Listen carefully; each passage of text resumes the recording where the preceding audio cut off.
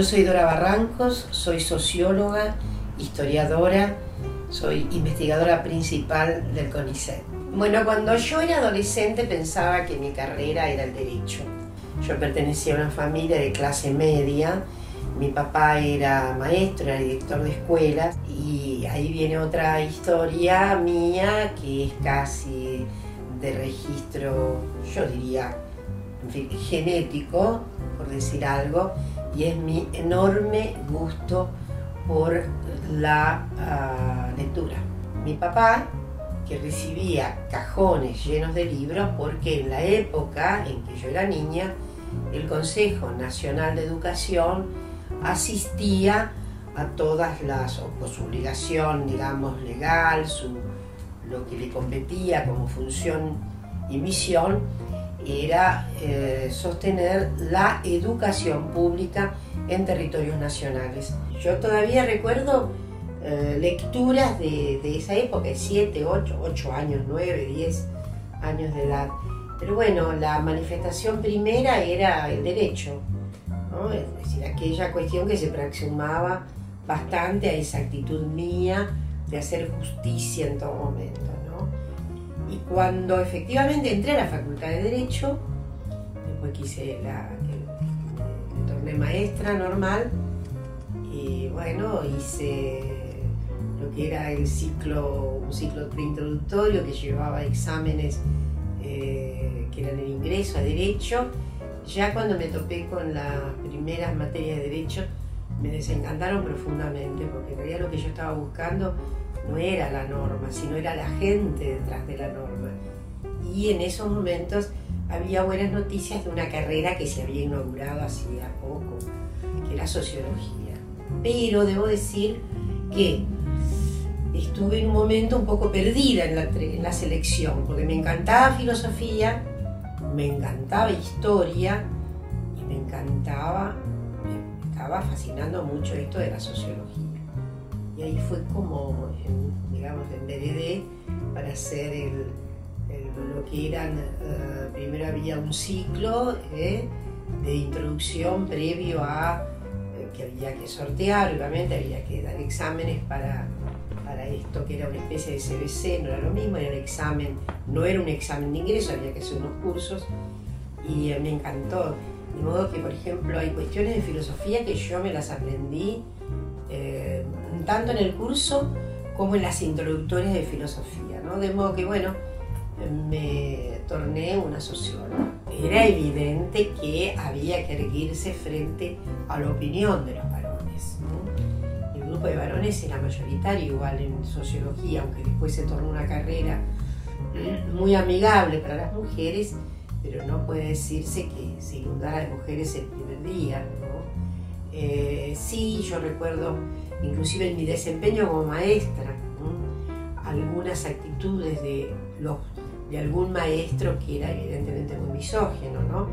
Entonces, en esa época, una era intuitiva respecto de los derechos de las mujeres, solo intuitiva.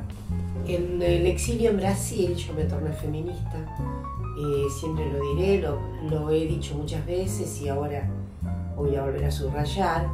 Cuando yo llegué a Brasil, huyendo del espanto de la dictadura en Argentina, al poco tiempo de estar, yo tenía una cierta comunicación con personas que se tornaron amigas, que tenían ya una radiación de sentidos feministas. Pero ocurrió algo. Había sido ultimada a tiros una muchacha de clase alta del estado donde yo vivía, Minas Gerais, y esta chica había sido ultimada por su pareja en Bucios. Se llamaba Ángela Diniz. Y cuando yo llegué a Brasil, vino a tono el juicio del individuo, del homicida, y me espantó. Siempre diré que eso fue mi sintonía con nuestros derechos, escuchar al abogado de la defensa del homicida diciendo muy tranquilamente por televisión que, bueno, cómo iba a plantear la defensa, era muy sencillo, legítima defensa del honor. Y eso me pareció un estremecimiento, me sacudió. Bueno, y eso obviamente arrastró conmigo una nueva posición subjetiva, me llevó a pensar que ni siquiera una mujer de ese segmento social, digamos de clase media muy alta, se liberaba del homicidio. Es cierto que yo descubrí en las anarquistas las primeras protagonistas fuertes de la lucha por conquistar el derecho al cuerpo, fueron las primeras en enunciar la limitación de nacimientos, denunciar fuertemente el derecho de las mujeres a no parir sin solución de continuidad, etc. Y eso sí les da un tono mucho más, yo diría, más avanzado que el propio feminismo de la época en orden a la procura de derechos civiles, cívicos y también sociales, ¿no?, del feminismo. Bueno, ahora esa consustanciación con la historiografía a la que adherí, que era la historia de las mujeres, fue obviamente apelando a un camino muy práctico. Una vez que me torné directora, la masa de colegas me hizo directora del CONICET, obviamente mi obligación era hacer ejecutiva esa devoción por derechos que yo a la que había adherido, a la que había enunciado a través de la historiografía y también de manera práctica, ¿no? Entonces, en el 2000 yo me torné directora del Instituto Interdisciplinario de Estudios de Género y que fue, digamos, el intermedio al cargo de directora. Entonces era evidente que tenía una altísima responsabilidad social, moral, de hacer consonantes aquellos principios a los que adhería, de modo que eso me llevó a proponer en el directorio estas reformas que hemos hecho en estos años. A las chicas, a las adolescentes, animarse, irrumpir, transgredir, no dejarse llevar por esos sentidos comunes que suelen atenazar el propósito de hacer una vida en biología, en filosofía, en física, en matemática, en las tecnologías duras, ¿no?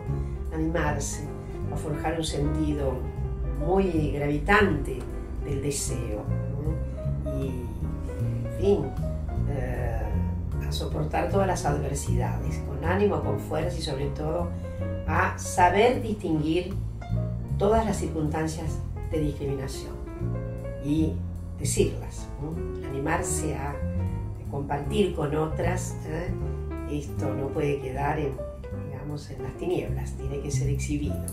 En fin, la ciencia tiene que aprender a que las mujeres son fundamentales, tanto como los varones, para agregar conocimiento, multiplicarlo y transformarlo.